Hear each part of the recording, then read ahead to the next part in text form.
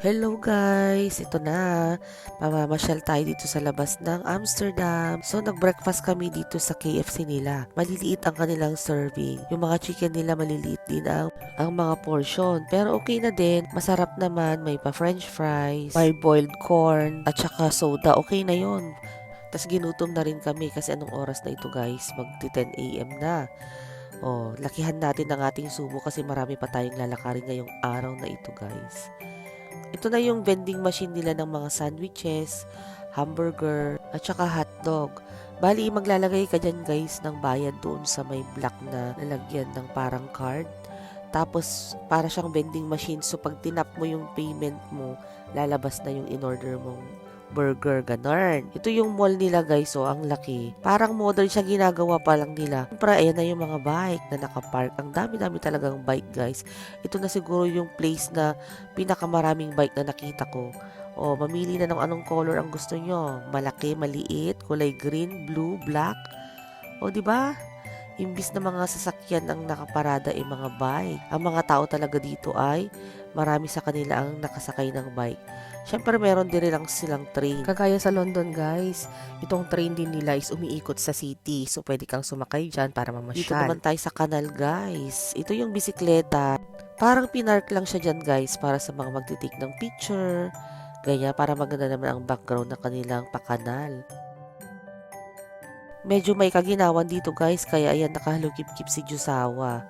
Yung mga building nila, pansinin ninyo, iba-iba ang hugis. At saka para siyang, alam mo yung para siyang natutumba, ganun. Pero hindi naman actually. Masarap paglakad-lakad dito guys.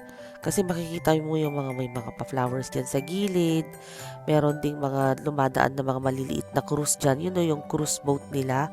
Yung mga tao dyan kumakaway kapag nadadaanan nila yung over the bridge. Overpass? Whatever. Basta yung tinakatayuan ko dyan. Dyan sila dumadaan guys. Ayan na, may paparating na parang tourist boat. Yan guys, yung mga turista dyan sila nakasakay, dumadaan dito sa may kanal. Siyempre habang nakasakay, dinidiscuss na rin nila yung history ng Amsterdam, kung bakit naging ganyan yung mga bahay, at saka yung history ng mga landmarks ng mga nadadaanan habang nakasakay ka dyan sa mini cruise na yan. Ayan, nagutom kami guys, kaya kumain kami dito sa It's Salsa Time. Ayan yung mga pasos nila, ang dami.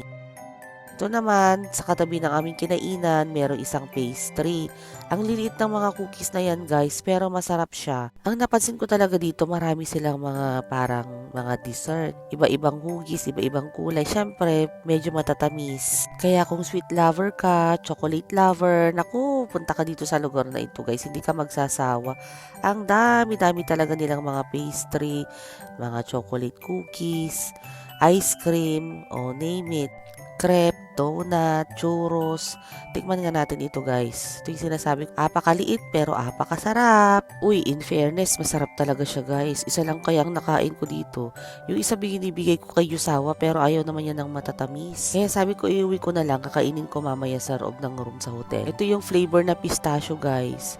Yung isa naman is parang chocolate fondue. Fondue o fondue?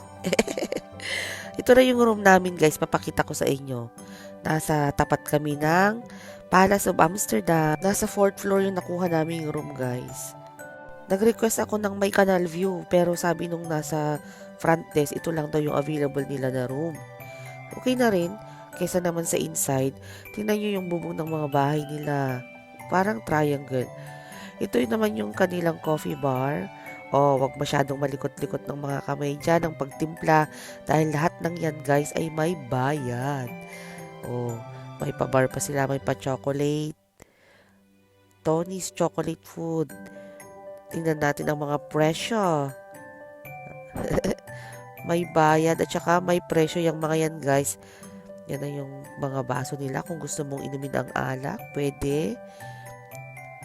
Tapos ito naman yung ref nila na maliit. Pero mga drinks guys, may Coca-Cola. Siyempre, di mawawala ang wine. Bali, if ever may makonsume ka dyan, idadagdag na lang nila sa account mo sa hotel. Ito naman yung aming restroom. Napaka-modern ng kanilang design. Taran! Open ang kanilang shower. Ang pinaka nagustuhan ko dito guys is yung shower nila na malaki. May maliit na pwede mong hawakan na shower, may shower din sa tuktok. Ayan, malakas at saka para siya parang umuulan ng malakas. Ganun ang kanyang tema. O, yan naman kami ni Yusawa. Nagpahinga lang kami ng konti, guys. Tapos paglabas namin, dinner time na, guys. Meron kaming nakita ang Korean restaurant dito sa labas. At dahil malamig, parang gusto namin kumain ng mainit na sabaw. Ayan yung kanilang chicken, mami. Tapos nag-order na rin kami ng pork barbecue ribs. Ito yung harap ng hotel namin, guys. Tapos dun sa mismong tapat niya is yung Palace of Amsterdam. Tapos meron kami nakita ditong isang maliit na parang bar. Ayan, nag-order kami ng beer sa kanya. Ako naman ay cocktail. O, di ba? Para man matry natin ang nightlife dito sa Amsterdam. Naku, napakasaya namin dito, guys. Para kami nagdi-date ulit, di ba? Kinabukasan, ayan, pa-fly na kami pabalik ng San Francisco. Hanggang sa muli, guys. Bye!